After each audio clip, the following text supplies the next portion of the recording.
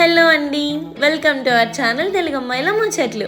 ఈరోజు మన రెసిపీ ఏంటో తెలుసా? సింపుల్ అండ్ టేస్టీ అండ్ ఈజీగా బ్రెడ్ హల్వా చేసేసుకుందాం. వచ్చేసేయండి. ముందుగా మనం ఒక బ్రెడ్ ప్యాకెట్ తీసుకున్నాము. దాంట్లో బ్రెడ్స్లో 4 సైడ్స్ కట్ చేసుకుని ఒక బ్రెడ్ని 4 పీసెస్ వచ్చేలాగా మనం కట్ చేసుకుని పెట్టుకోవాలన్నమాట. అన్ని బ్రెడ్స్ కూడా చూపిస్తున్న విధంగా కట్ చేసుకుని పక్కన పెట్టేసుకున్నాము.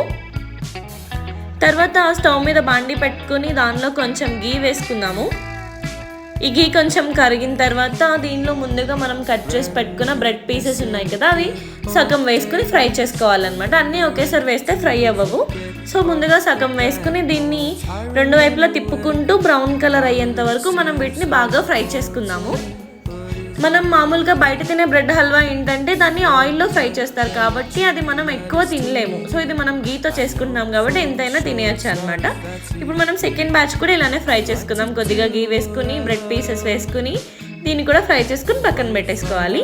తర్వాత అదే బాండీలో ఇంకొంచెం గీ వేసుకుని జీడిపప్పు కూడా ఫ్రై చేసుకోవాలి.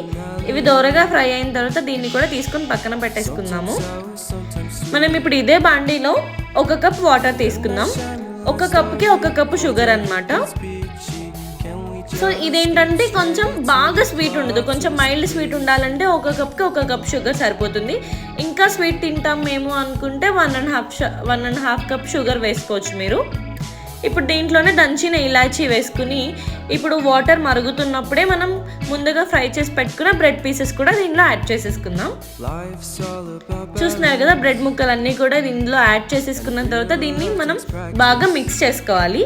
వాటర్ ఏం ఎక్కువ అవ్వదండి, మొత్తం బ్రెడ్ అంతా పీల్చేసుకుంటుంది, సరిపోతుంది.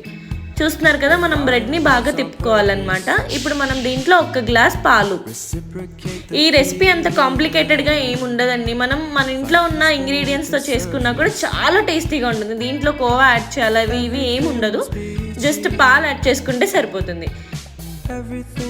ఇది ఇలా ఫ్రై అవుతుండగా మధ్యలో మనం కొంచెం గీ యాడ్ చేసుకుంటే ఇంకా టేస్టీగా ఉంటుంది. చూసారు కదా, ఇలా అయిన తర్వాత మనం దీనిలో జీడిపప్పులు కూడా వేసేసుకుని దీన్ని బాగా తిప్పుకోవాలి.